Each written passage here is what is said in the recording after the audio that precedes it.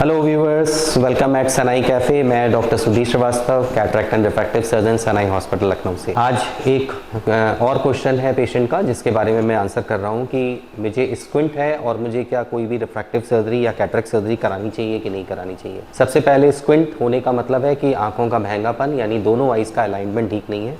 ये दो तरह के होते हैं, एक लेटेंट स्टेज जिसमें कि एट टाइम्स स्क्विंट प्रेजेंट करता है, और एक होते हैं जो कंटिन्यूअस होते हैं जिसको हम लोग मैनिफेस्ट कहते हैं। और मैनिफेस्ट स्क्विंट होने का मतलब है कि जो आंख डेविएटेड है, या वो राइट हो सकती है, लेफ्ट आई हो सकती है, या कभी कभी ऑल्टरनेट होती है कि एक आई फोकस करती है और दूसरी आंख उसको बाद में फोकस करती है, ऑल्टरनेट फोकस करते हैं।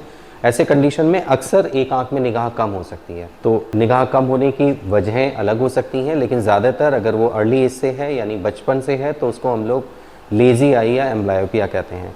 यानी अगर शुरुआत से आंख में बच्चे की निगाह कम है किसी भी वजह से, अगर नंबर्स प्लस के ज़्यादा रहे हैं उसकी वजह से, या कोई और डिफेक्ट हुआ, कभी कभी जेनेटिक्स में फैमिलीज़ में भी आंखों में कन्वर्जेंस वीक होती है और फ्यूजनल रेंजेस कम होती हैं, जिनकी वजह से फैमिली में भी स्क्विंट प्रेजेंट करता है कि मदर को था और फिर बच्चे को हो गया, या फादर को था फिर बच्चों को हुआ। तो अगर स्क्विंट है, एक पर्टिकुलर आई में डेविएशन है, इसका मतलब उस आंख में विज़न कम है, तो उसको हम लोग लेजी आई या एम्ब्लायोपिया कहेंगे।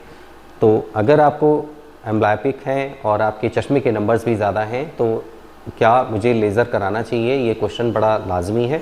देखिए, इसमें लेज़र हम लोग करा सकते हैं। समझने की बात ये है कि अगर आपकी जिस पर्टिकुलर आँख में डेविएशन है, यानी वो लेज़ी आई है, उसमें निगाह कम है, तो वो निगाह सर्जरी के बाद भी कम रहेगी। जो आपकी आई बेटर है, जो डोमिनेंट आई है, उसमें हम नंबर्स का करेक्शन करेंगे, आपको विज़न फुल गेन हो जाएगा जितना आप चश्मे से देख रहे थे, और जिस आँख में तिरछापन था उसमें जितना आपको चश्मे के साथ आपकी विज़न है, दूसरी आँख को ब्लॉक करने के बाद उतना विज़न आप गेन कर जाएंगे।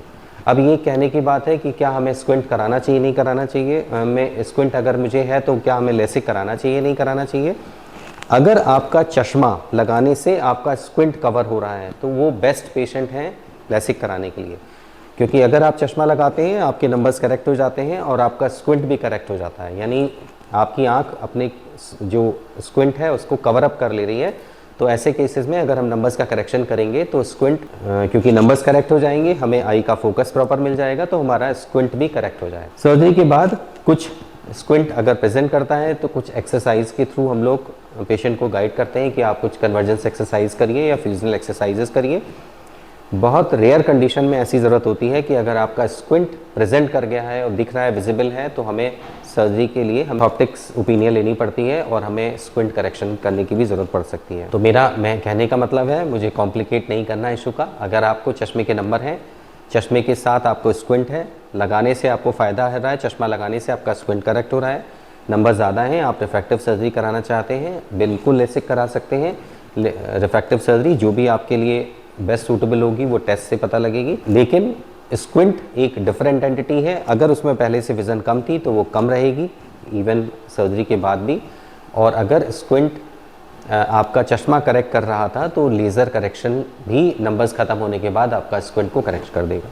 तो आई होप कि ये चीज़ क्लियर हो गई होगी, लेकिन फिर भी अभी मुझे पता है कि जानकारी थोड़ी सी कम है, टॉपिक बहुत लंबा हो जाएगा, वीडियो बहुत लंबा हो जाएगा, इसलिए मैंने केवल उस चीज़ को टारगेट किया है जो अक्सर आँखों में कुछ महंगापन होने के बाद नंबर्स भी हैं, तो वो लोग इन्फीरियॉरिटी कॉम्प्लेक्स में रहते हैं कि क्या हमें इसी के साथ रहना है, क्या हम ठीक नहीं हो सकते। आई होप कि आपको चीज़ क्लियर हुई होगी।